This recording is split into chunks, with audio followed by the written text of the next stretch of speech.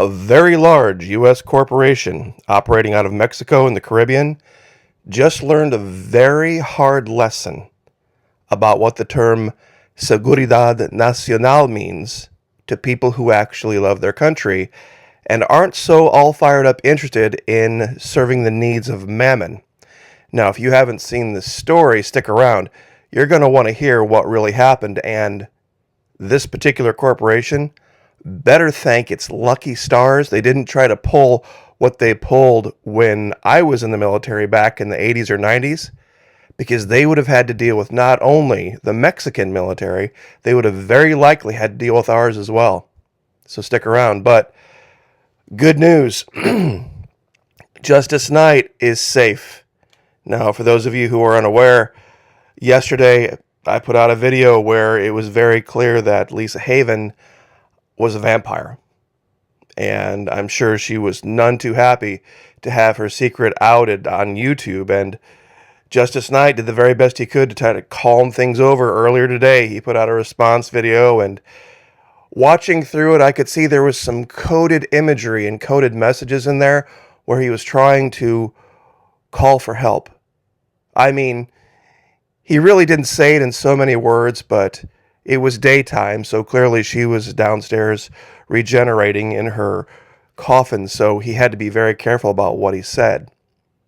So, anyway, those of you who haven't seen the video, this has been something that we've been doing the last couple of days.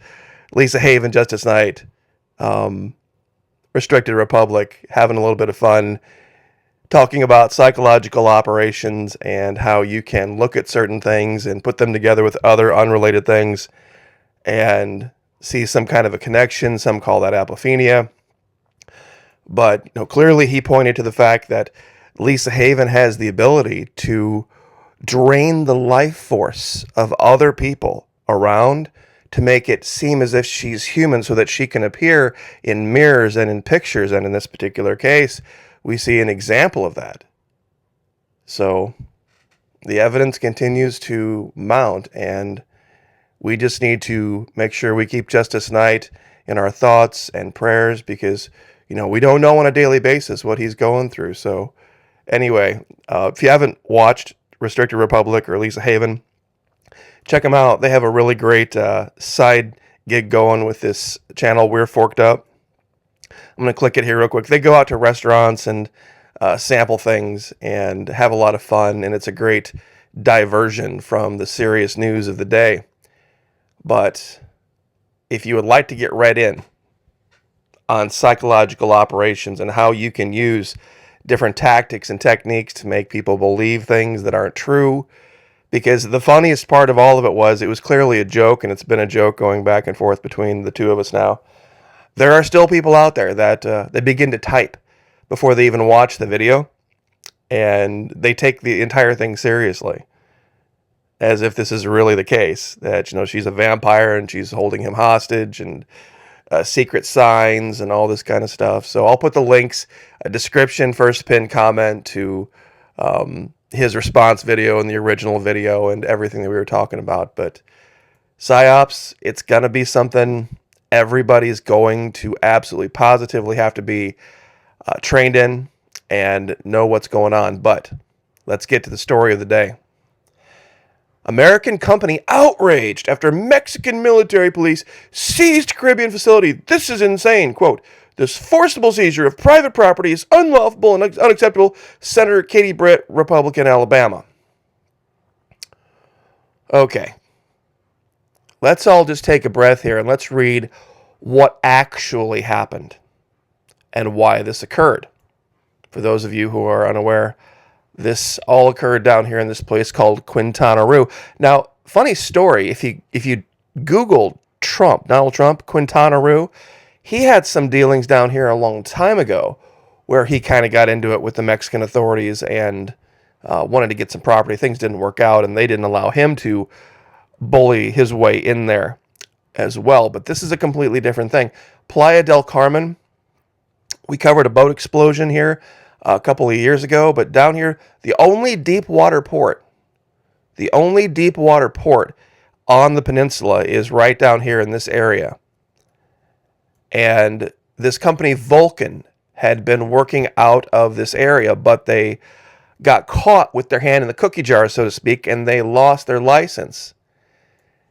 Let's read. The seizure of an American company's quarry facility in Mexico by the Mexican military and local state police has sparked outrage among former and current government officials, as well as appeals for the Biden administration and Mexico's U.S. ambassadors to intervene.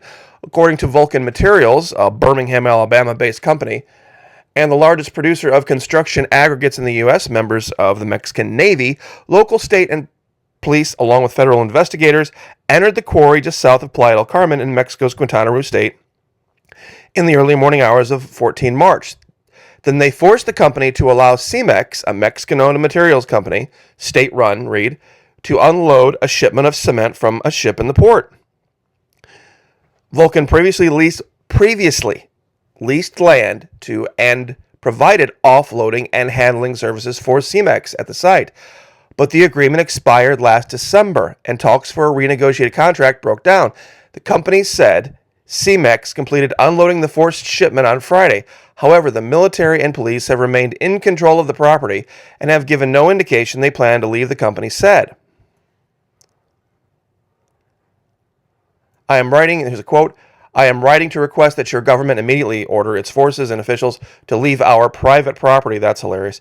Vulcan Chairman and CEO J. Thomas Hill wrote in a letter to Mexican Ambassador Esteban Moctezuma Barragan on Thursday, 2 days following the initial seizure. The government's participation in this gross violation of our property rights is yet another example of the government's arbitrary and illegal treatment. It's not arbitrary, and they even reveal this in the article, and illegal treatment of Vulcan and its investments in Mexico. This occupation must cease immediately. Vulcan has been in tension with Mexico for months after Mexican President Andrés Manuel López Obrador forced a shutdown of the quarry's operation in May of 2022. López Obrador accused the company of trying to extract minerals from Mexico without the required permits and ship them to the U.S. The government suspended Vulcan's customs permits on May 13, just days after shutting down the quarry, which the company has said put a strain on its ability to provide the stone construction aggregates to construct roads, bridges, and other infrastructure in the U.S., and has prompted lawmakers to request the Biden administration take swift action. The quarry has remained closed amid legal proceedings in the Mexican courts, although Biden administration officials have been working with the Mexican government to find a solution, the company said. Senator Katie Britt, Republican Alabama, a ranking member on the Senate Homeland Security Appropriations Subcommittee, told Fox News Digital that she discussed the tensions between Vulcan and the Mexican government with Mexico's Secretary of Foreign Affairs, Marcelo Ebrard. While on an official trip to Mexico City last month, she told Fox that the Mexican government Here we go. Here's the psyops. You ready? She told Fox that the Mexican government needed to focus more on going after the cartels, endangering Mexican citizens, and the millions of tourists who visit the country each year. Quote, this forcible seizure of private property is unlawful and unacceptable. It is shameful that the Mexican presidential administration would rather, here's more psyops, rather confiscate American assets than the fentanyl killing hundreds of Americans per day, as if that's the false dichotomy choice. You see, here's the case. Here's the reality of this. If the Mexican president, the leader of Mexico, believes there's wrongdoing going on with a U.S. corporation, and he says, no, sorry, this is our port. This is our only deep water port on the peninsula. It is a matter of national security. We have magnanimously allowed this U.S. corporation to operate here, but it's not going to operate against the national interest of the Mexican people. You see, if you did this in the United States, a foreign corporation did this in the United States, there would be people saying, oh, dang right, the U.S. government's going to stop you from doing this. Dang right. They'd be all about it.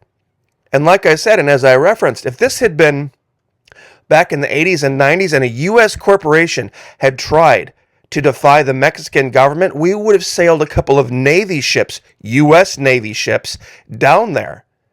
And we would have taken control of the port. We would have detained every single employee of Vulcan And once we had full control of that port, we would have then very graciously and apologetically handed it back to the Mexican government and said, we apologize for the ridiculously narcissistic and arrogant behavior of this corporation down here making money as a guest in your country. For them to behave and act in this way has been entirely inappropriate, and we will do everything we can going forward to remedy the situation. Likely to include seizing Vulcan's assets. That's what would have happened under Reagan. This is a bunch of horse crap.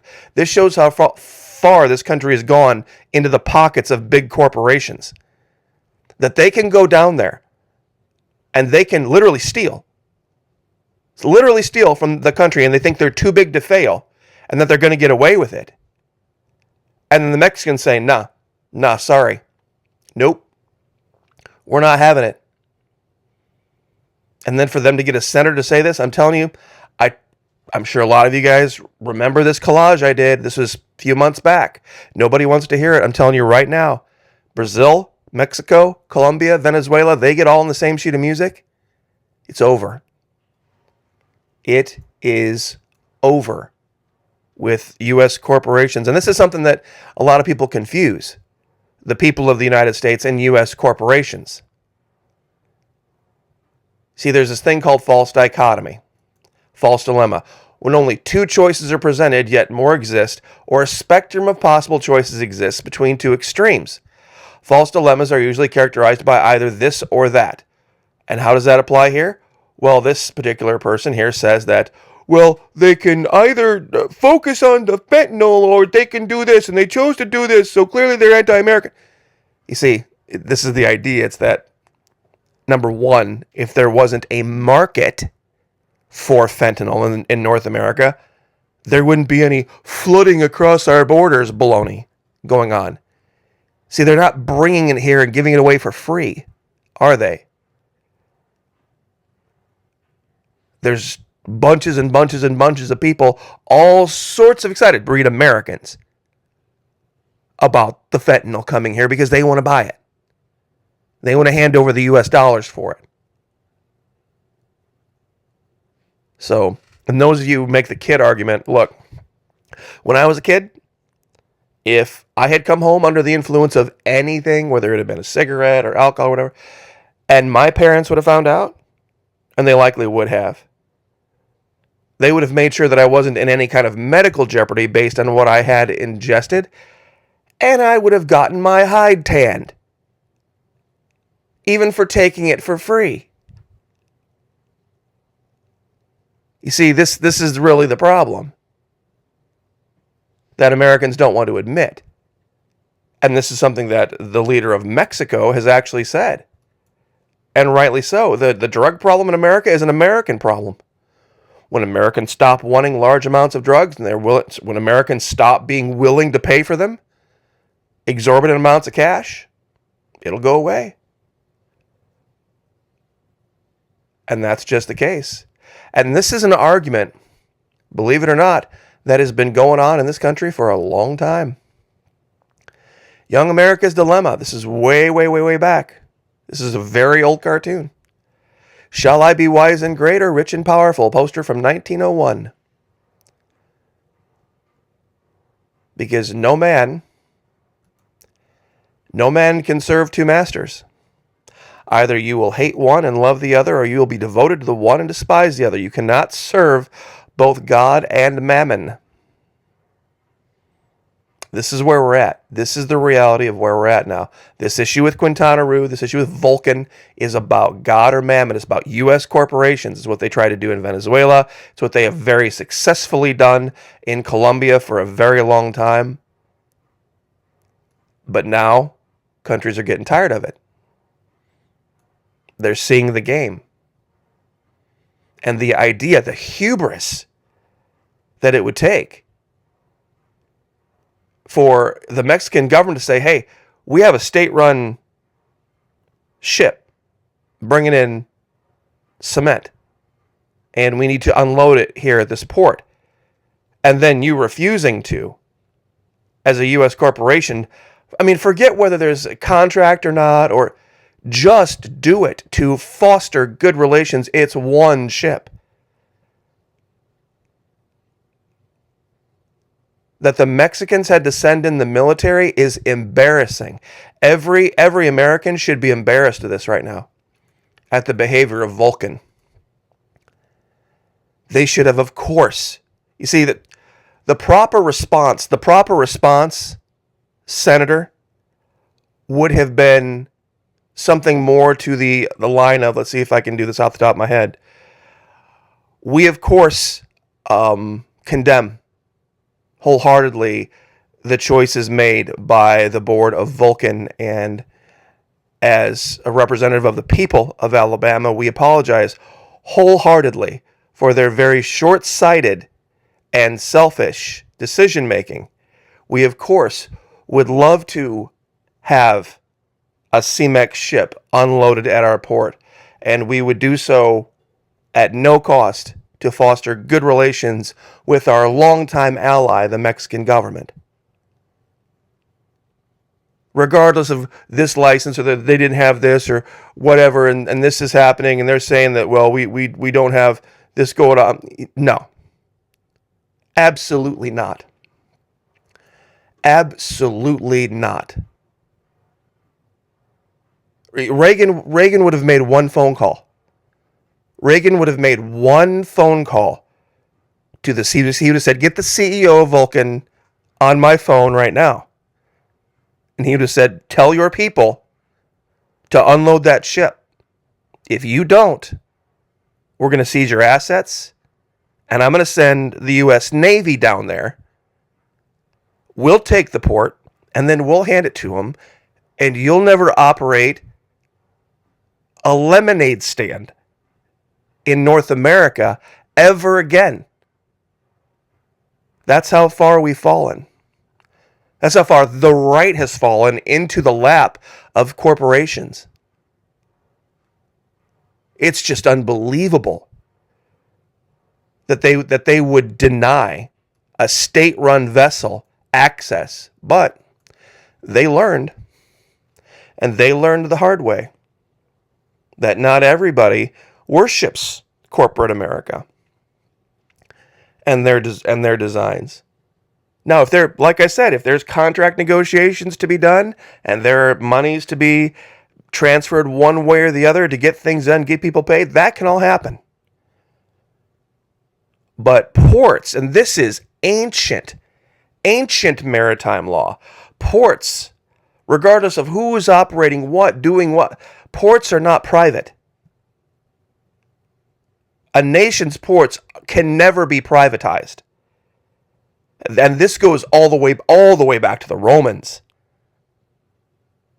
Ports are by definition matters of national security. Even Florida, as independent as we are of Washington, D.C., this was the whole thing with the cruise ships that we got into with them. Because, technically still being part of the United States on paper, not really in reality, but on paper, those ports are national security issues. That's why you usually see most major deepwater ports very, very closer right in. You see U.S. military presence. So I'm just going to leave it there. I know a lot of people are not going to agree with this, but it's the reality. It is absolutely the real. It doesn't matter what you think of Mexico or what you think of Venezuela or what you think of any country. Their ports are theirs to do with as they see fit. And if they want to lease and be magnanimous and let a business come in and make some money, that's great. But when it comes to national security, no U.S. corporation should even consider the idea of interfering in the national security operations of another country. It's just nauseating to me to think that we have corporations now that would do this to other countries. So, and like I said, flip everything around. If it was our country, we'd have seized it a long time ago. Long time ago.